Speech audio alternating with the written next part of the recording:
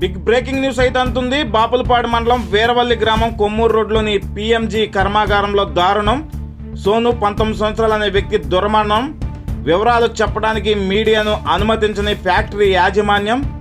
ఇతర రాష్ట్రాల నుంచి చిన్న వయసు వారిని తీసుకువచ్చి ఎక్కువ మందితో ఫ్యాక్టరీలో పనులకు వినియోగిస్తున్నారని ప్రజల నుంచి విమర్శలు అయితే వినిపిస్తున్నాయి.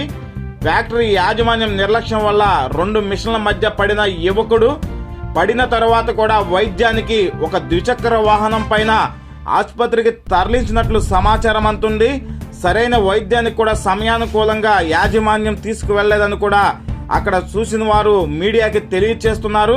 సరైన భద్రతా ప్రమాణాలు పాటించకుండా కంపెనీ యాజమాన్యం 24 గంటలు గడుస్తున్న వీరవల్లి పోలీస్ స్టేషన్లో కేసు నమోదు కాకపోవడం గమనార్హం.